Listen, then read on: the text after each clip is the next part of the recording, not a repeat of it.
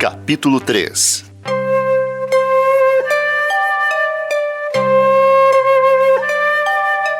As experiências de Pedro 2. Aperfeiçoado pelo Senhor no dia a dia. Durante todo o tempo que Pedro esteve com o Senhor Jesus, sendo aperfeiçoado por ele, o Senhor jamais o repreendeu ou corrigiu quando Pedro errou. O Senhor tampouco ministrou instruções numa sala de aula. Antes, ele usava cada situação para expor a pessoa natural de Pedro, a fim de que recebesse luz. Isso mostra que a intenção do Senhor é sempre usar as situações para mostrar-nos como realmente somos e para expor nosso ego, nossa vida da alma, nossos pensamentos e nossas opiniões. Uma vez isso exposto, Ele quer nos levar à sua presença, para sermos iluminados, pois somente assim vemos de fato como é nosso homem natural e podemos chegar ao verdadeiro arrependimento, com o fim de receber a salvação da alma. O Senhor expõe nossas falhas e espera que voltemos à sua presença, sem nos justificar nem nos defender, antes buscando a sua presença. Para que isso ocorra, Ele somente precisa fixar os seus olhos em nós, como fez com Pedro. Lucas capítulo 22, versículo 61. Esse tipo de experiência é que realmente nos fará crescer em vida. A revelação de Cristo e da Igreja. Deus trabalhou de maneira tão minuciosa em Pedro porque queria usá-lo de forma especial. Já falamos que em Mateus capítulo 16 foram revelados dois itens cruciais da economia de Deus: Cristo e a Igreja. Deus revelou Cristo a Pedro e o próprio Cristo revelou-lhe a Igreja. Mateus capítulo 16, dos versículos 16 ao 18. Isto é, Pedro foi o vaso escolhido para receber tais revelações de vital importância. Louvado seja o Senhor! A prática do invocar o nome do Senhor. Após a ressurreição de Cristo no dia de Pentecostes, o Espírito Santo desceu sobre os discípulos, que passaram a falar em outras línguas. Com isso, a multidão ao redor ficou perplexa, porquanto cada um os ouvia falar no próprio idioma materno. Atos capítulo 2, versículos do 1 ao 11. Todos, atônitos e perplexos, interpelavam uns aos outros. Que quer isto dizer? Outros, porém, zombando, diziam: estão embriagados. Então se levantou Pedro com os 11 e, erguendo a voz, advertiu-os: esses homens não estão embriagados, como vindes pensando, sendo esta a terceira hora do dia. Mas o que ocorre é o que foi dito por intermédio do profeta Joel. E acontecerá nos últimos dias, diz o Senhor, que derramarei do meu espírito sobre toda a carne. Vossos filhos e vossas filhas profetizarão. Vossos jovens serão visões e sonharão vossos velhos. E acontecerá que todo aquele que invocar o nome do Senhor será salvo. Versículos do 12 ao 21. A prática do invocar o nome do Senhor foi iniciada ainda nas primeiras gerações sob a liderança de Adão, quando Caim matou seu irmão Abel e saiu da presença divina. Fundou uma civilização sem Deus. Essa civilização prossegue nos dias de hoje, buscando à sua própria maneira seu sustento, prazer e segurança. Deus deu a Adão um filho, Sete, em lugar de Abel. E quando nasceu o filho de Sete, ao qual se pôs o nome de Enos, que significa frágil e mortal, daí se começou a invocar o nome do Senhor. Gênesis capítulo 4, versículos 25 e 26. Esse episódio bíblico nos mostra que todo aquele que confessa que é frágil e mortal e que, portanto, precisa de Deus para sua satisfação, alegria e paz, não vive sem Deus, antes invoca o nome do Senhor. Pedro foi usado por Deus para introduzir a prática do invocar o nome do Senhor na era do Novo Testamento. Pedro citou o profeta Joel para mostrar que quando há o derramamento do Espírito, ele é capaz de fazer uns profetizarem outros terem visões e ainda outros sonharem. Todavia, para que as pessoas sejam salvas, isto é, para que recebam a vida de Deus, devem invocar o nome do Senhor. Essa prática é tão importante na era da igreja que o apóstolo Paulo falou no livro de Romanos, pois não há distinção entre judeu e grego, uma vez que o mesmo é o Senhor de todos, rico para com todos os que o invocam, porque todo aquele que invocar o nome do Senhor será salvo. Capítulo 10, versículos 12 e 13. Naquele mesmo dia, 3.000 pessoas aceitaram a palavra de Pedro, invocaram o nome do Senhor crendo nele e foram batizados. Atos capítulo 2, versículo 41. Dessa forma maravilhosa começou a vida da igreja em Jerusalém. Todos perseveravam no ensinamento dos apóstolos e na comunhão, no partir do pão e nas orações. Tomavam as suas refeições com alegria e singeleza de coração, louvando a Deus e contando com a simpatia de todo o povo. Enquanto isso, acrescentava-lhes o Senhor dia a dia os que iam sendo salvos. Versículos do 42 ao 47. Deus usou a Pedro para produzir essa maravilhosa vida da igreja com a introdução da prática do invocar o nome do Senhor. Os sofrimentos no âmbito da igreja.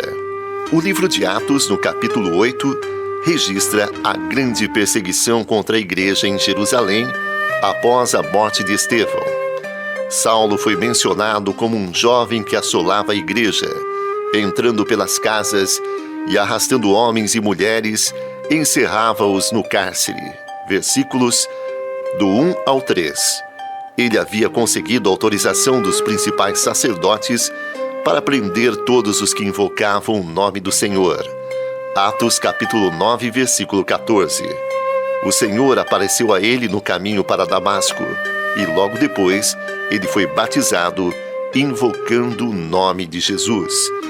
Capítulo 22, versículos do 6 ao 8 e versículo 16. Muitíssimos sacerdotes na igreja. Antes desse episódio ocorreu um fato que queremos destacar. Crescia a palavra de Deus, e em Jerusalém se multiplicava o número dos discípulos. Também muitíssimos sacerdotes obedeciam à fé. Capítulo 6, versículo 7. O fato de a Bíblia registrar de maneira distinta a conversão dos sacerdotes indica que essas pessoas, que tinham posição especial na religião judaica, provavelmente foram introduzidas na liderança da igreja. Com isso, eles trouxeram práticas daquela religião e costumes da lei para a igreja. A perseguição levantada contra a igreja em Jerusalém ocorrera justamente porque a palavra de Estevão fora considerada ofensiva contra Moisés e contra a lei. Versículos do 11 ao 14. Após o martírio de Estevão, todos, exceto os apóstolos, foram dispersos pelas regiões da Judéia e Samaria.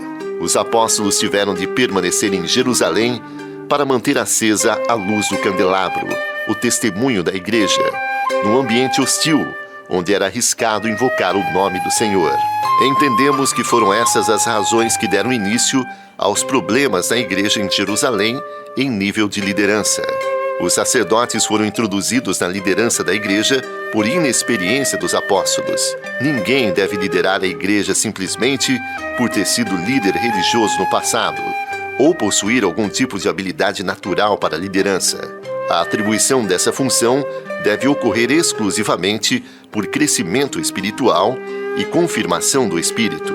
Desde o início da igreja em Jerusalém, Pedro e os 11 eram os líderes. Atos capítulo 2, versículos 14, 37, 42, capítulo 4, versículo 33, capítulo 6, versículo 2, capítulo 8, versículo 1. Porém, após a perseguição, a liderança foi dividida entre os apóstolos e os presbíteros. Capítulo 15, versículo 6. E mais tarde, quando Paulo foi para Jerusalém, na sua terceira jornada, Tiago e os presbíteros eram os líderes da igreja. Capítulo 21, versículo 18. A pressão dos judaizantes na igreja em Jerusalém era tão forte que Pedro foi perdendo posição nela.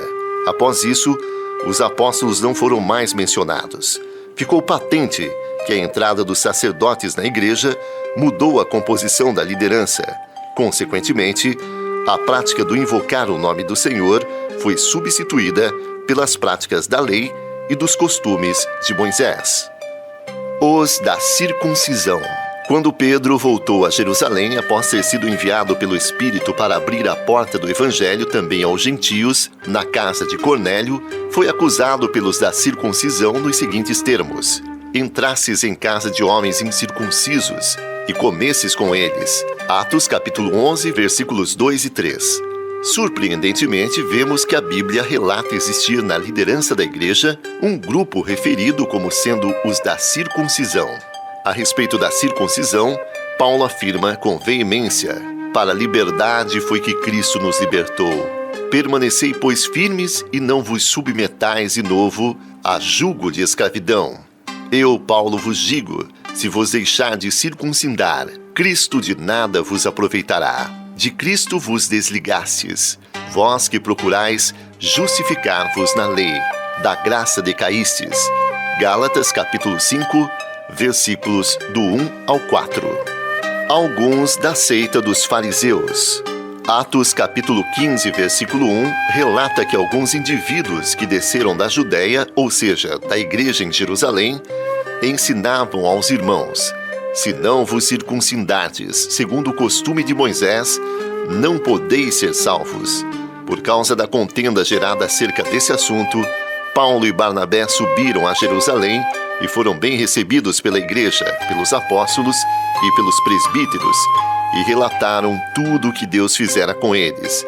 Insurgiram-se, entretanto, alguns da seita dos fariseus que haviam crido, dizendo: é necessário circuncidá-los e determinar-lhes que observem a lei de Moisés. Então se reuniram os apóstolos e os presbíteros para examinar a questão. Houve grande debate. Pedro tomou a palavra e lhes relatou como Deus o tinha usado para que os gentios também ouvissem a palavra do Evangelho e crescem. E finalizou sua fala com as seguintes palavras: agora, pois, por que tentais a Deus, pondo sobre a cerviz dos discípulos um jugo que nem nossos pais puderam suportar, nem nós? Mas cremos que fomos salvos pela graça do Senhor Jesus, como também aqueles o foram. Atos capítulo 15, versículos 10 e 11. A conclusão daquele debate, entretanto, foi dada por Tiago, que recomendou que fosse ordenado aos gentios que se abstivessem das contaminações dos ídolos, bem como das relações sexuais ilícitas, da carne de animais sufocados e do sangue. Uma conclusão baseada principalmente em práticas do Antigo Testamento quanto à dieta. A liderança de Tiago. Paulo, na sua terceira viagem, insistiu em levar pessoalmente a coleta de ofertas feita entre as igrejas dos gentios para a igreja em Jerusalém. Lá chegando, foi encontrar-se com Tiago, e todos os presbíteros se reuniram. Capítulo 21, versículo 18. Esse registro mostra que os apóstolos não mais faziam parte da liderança da igreja ali. Tiago havia se destacado como líder. Mesmo no caso em que Paulo resistiu a Pedro face a face, ficou evidente a mudança de postura de Pedro quando soube da chegada de irmãos enviados por Tiago. Pedro comia com os gentios. Quando, porém, chegaram os da parte de Tiago, afastou-se e veio a apartar-se, temendo os da circuncisão. A atitude de Pedro influenciou os demais judeus, a ponto de o próprio Barnabé ter se deixado levar pela dissimulação deles. Gálatas, capítulo 2, versículos do 11 ao 14.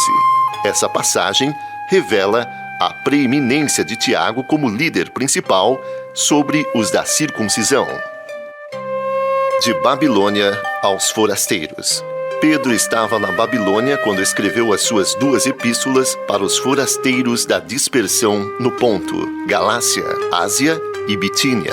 1 Pedro, capítulo 1, versículos 1 e 2. A primeira epístola deve ter sido escrita por volta do ano 64 e a segunda do ano 69. Com todo o pano de fundo anteriormente exposto, podemos inferir que Pedro já não tinha mais espaço para desenvolver o seu ministério em Jerusalém, e de Babilônia cuidava dos irmãos que moravam nas províncias da Ásia Menor. O fogo interior. Diante do exposto, podemos imaginar o quanto Pedro sofreu por causa da situação da igreja em Jerusalém.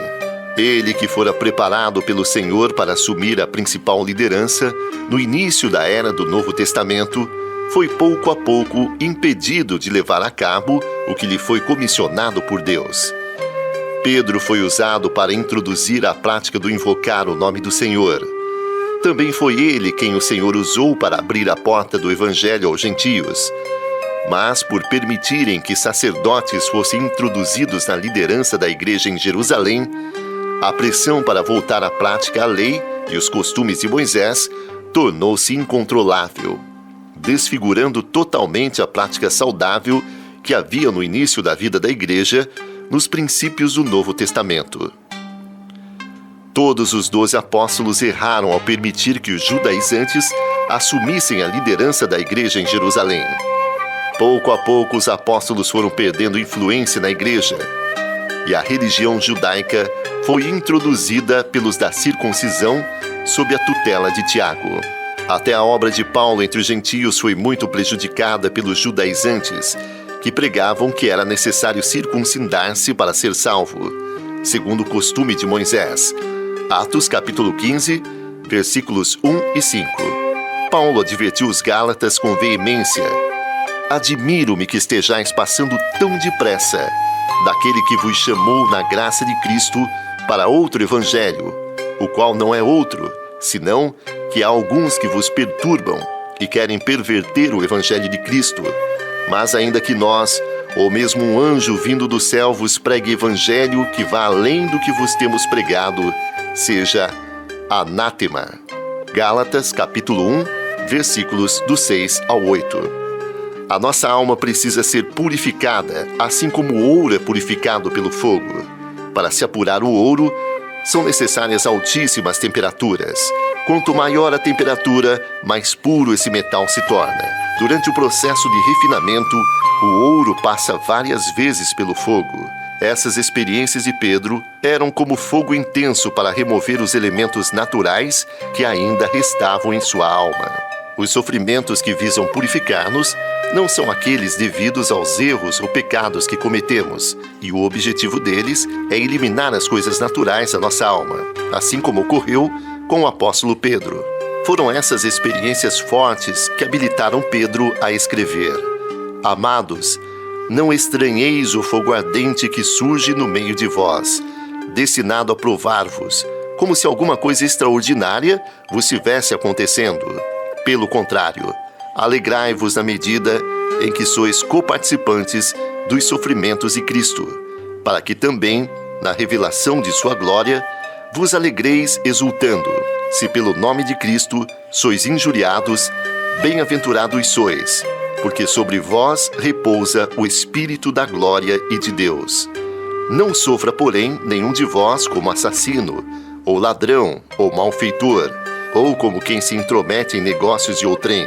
Mas se sofrer como cristão, não se envergonhe disso, antes glorifique a Deus com esse nome, porque a ocasião de começar o juízo pela casa de Deus é chegada.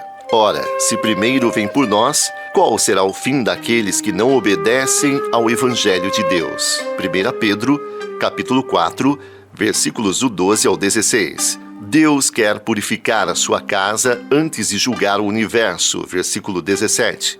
Por essa razão, estamos passando pelo processo de purificação. As coisas naturais de nossa alma, o ego com suas opiniões e seus pensamentos, precisam ser consumidos pelo fogo.